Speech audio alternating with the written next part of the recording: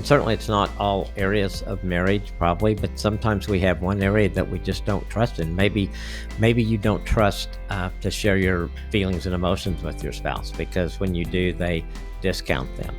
Why Nancy chooses to believe something or to make that choice may not make sense to me, but if it makes sense to her and it's not something that is against God's plan, what right do I have to say that's wrong or that's stupid or something like that? That's not right. I want her to be able to do those things and know that I respect those decisions.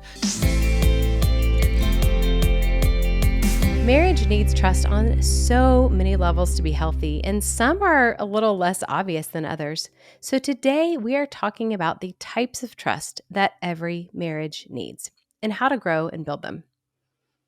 So there are a lot of ways we need to be aware of the trust in our marriage so that we can experience the thriving and healthy marriage that God has designed for us. So, Dr. Kim, why is trust so important and what happens to a marriage without it?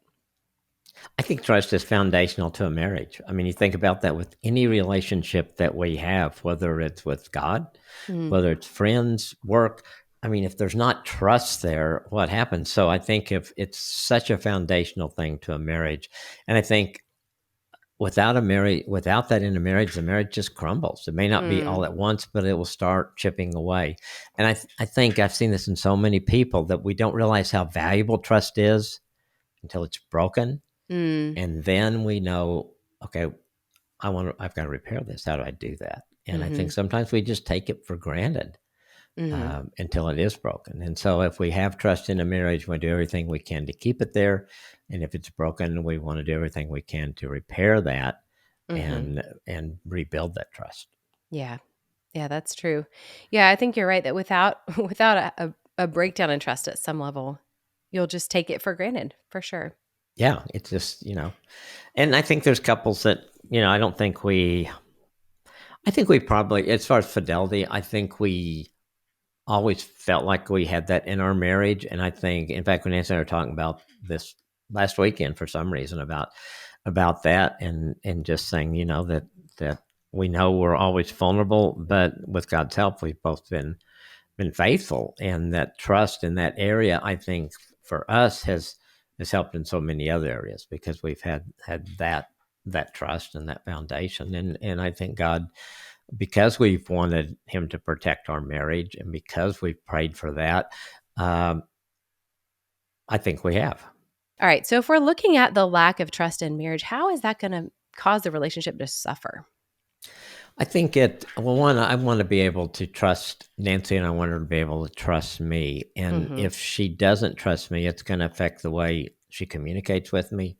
It's going to be affect the way she just really interacts with me because she's going mhm, to have this question about can I trust him, and mhm, certainly it's not all areas of marriage, probably, but sometimes we have one area that we just don't trust in. Maybe you don't trust to share your feelings and emotions with your spouse because when you mhm, do, they discount them, mm, or that they act like, well, that's silly. You shouldn't, those kind of things, which is really mhm, discounting, those kind of things. And so I think then that trust is not there. And so you don't share those things, which puts I think, it just puts a barrier in one of the things that are really important in a marriage, and that's to be able to share things with each other and share feelings and share emotions. mhm, And if you've been discounted, then you don't trust to do that. So then what do you do with those? Well, you share them, maybe share them with a friend. I think women do mm, that a lot. But what if you share it with some guy at the office, and all of a sudden that leads to something else? I mean, mhm, it just can snowball into a lot of things, but the main thing that is going to happen is that you're just not going to feel safe with your feelings mhm, and emotions with your spouse, and that's mm, not good. mm-mm. Yeah, for sure. Well, and I think you've talked before about how anything that leads us to kind of build a barrier between us and our spouse within the marriage, you Yes, do not want that, and this will definitely do that. absolutely, absolutely. Mhm, And it can be in so many different ways. It could be mhm, in finances. It could be, and so you hide finances, you don't mm, talk about them, and so there's not trust in that area. I mean, there's so many things that it can go to, and so I think we're not going to be perfect. I think what for us, it was more like, yeah, we may not be perfect in that area, but we're going to talk about it. And if I make a mistake in that area, I'm going to tell her I made a mistake and I'm sorry. And this is what I'm doing to make it better.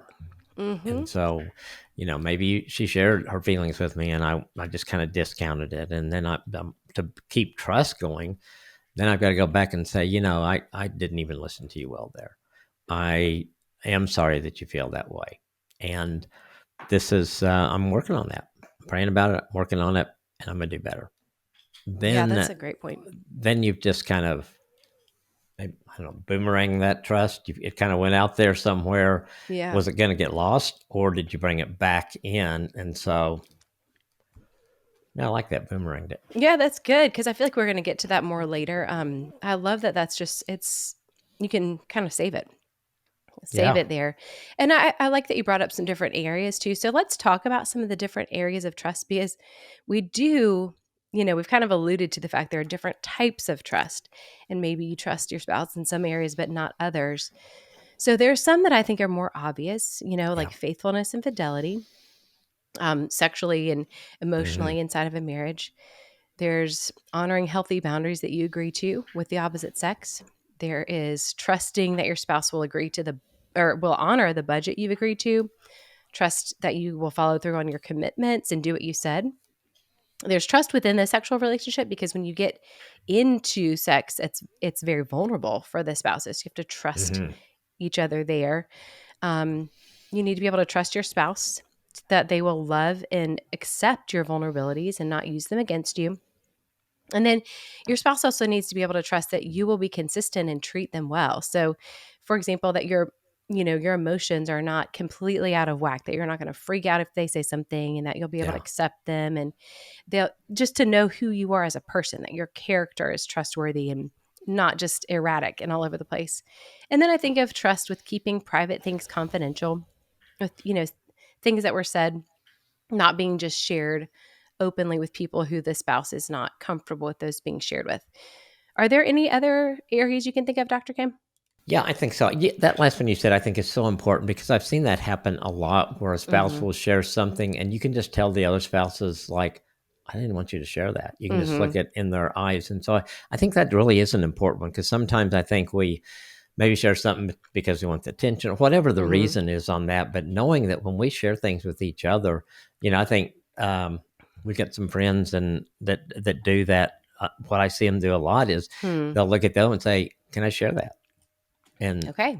then if the person, nods yes or no, then you know, then you let it go, or you go ahead Mhm. and share it. But I think that's so important in that because that can really Mhm. the other person you be sharing that your spouse may be just dying inside while you're saying that. You don't want that. Mhm. So some Mhm. other areas, I think transparency is really an area that you want to be able to trust that they are transparent with their opinions, their feelings, their Mhm. actions, all those kind of things because that builds trust.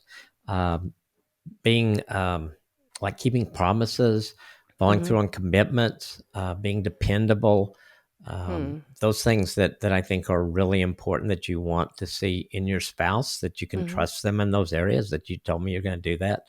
And then if you can't do it, you're going to tell me you can't or you couldn't Mhm. and or that you didn't and you're sorry, and those kind of things. Mhm. And the trust to know that your spouse is going to be there for you emotionally, that they're Mhm. going to be there to walk through things with you. They're going to have empathy, they have understanding, reassurance. So when you know that you Mhm. need that, that's the person you go to as your spouse for Mhm. that instead of going to somebody else. Mhm. And then I think respect, you kind of hit on this, for each other's boundaries, opinion, their choices, Mhm. all of those things. That doesn't mean that Nancy and I always agree on everything, Mhm.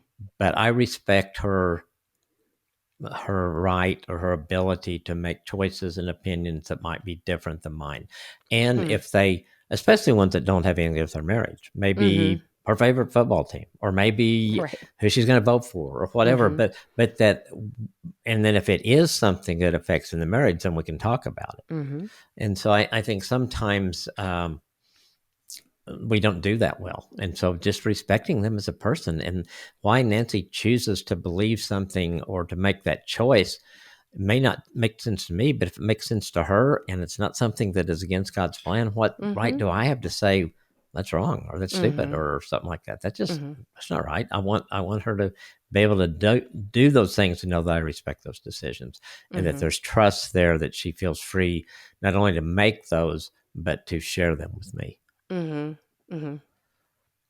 So I think all of those kind of go in. I mean, when you really, when I looked at this, started thinking about what we're going to talk about, and realized that it covers so much of life Yeah. and so many of the things. I think in our culture, usually we think about fidelity. I mean, that's Mhm. kind of, do you trust your spouse? First thing that comes to mind is fidelity. But Mhm. there's so many other things, and I think when you're being transparent with each other, when you're keeping your promises, commitments, when you're trusting that your spouse can be there for you emotionally, when you're respecting their choices and opinions, that is going to help insulate you from the problem of infidelity Mhm. because you will be so connected and together. Mm. And why would you throw those things that are so important in our lives away for Mhm. just some affair Mhm. that's not going to go Yeah. anywhere anyway? That's really good. And I like that you talked about that with acceptance because I know this is something that we struggled with early in marriages, just accepting each other. You talked about things that are not like moral issues, like, the football team or whatever different thing. Yeah. That's just a choice. And I know that was something that was hard for us at first because we thought we had to agree on even dumb things like how are you going to cook the eggs? How are you going to clean the kitchen? Because Yes. we kind of made these issues moral issues. They are not moral issues. It's just, Right. there's no way that God says you have to clean the kitchen. It's just you just do it how you do it. Maybe you have to grant some parts of it. You do, but you don't have to be clones of each other to be married. And I think that acceptance piece is a trust builder and a connection builder because when I can trust that, Brian and I might differ on how we cook the eggs, but we don't have to fight about it and we can both accept each other's opinion on that matter. It Right. helps to build the trust that, okay, we're accepted, you accept me as I am, not as you wish I would be in certain ways. And I think that's really huge for connection and for trust both. I think it is. The visual that Nancy and I had of each other is that we had this mold of what a husband and a wife are supposed to be, and we spent a Mhm. lot of time trying to fit the other Yeah. person into that mold. Yeah. Until you finally Yes. realize you got to let them be who God created them to be, and then embrace those Yes. differences. Get in the Yes. big picture. I mean, who cares how the eggs are cooked? You Right. know, and Right. it or some of the things, which way the toilet paper goes, or Yes.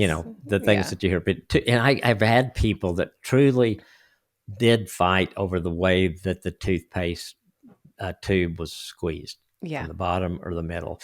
It's like, and I had one couple one time in the marriage. So he always used Listerine after he brushed his teeth, but he would just, swish it around the mouth and spit it out. She said, "You've got to do that 20 seconds."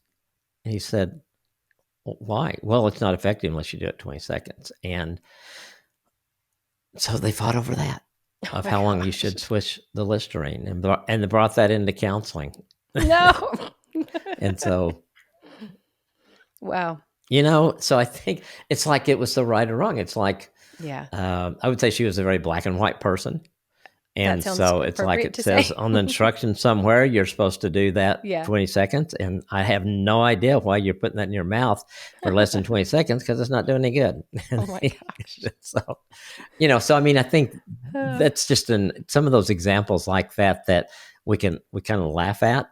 Uh, but they really happen in our lives, and so Yeah. you don't want to Yeah. make those things.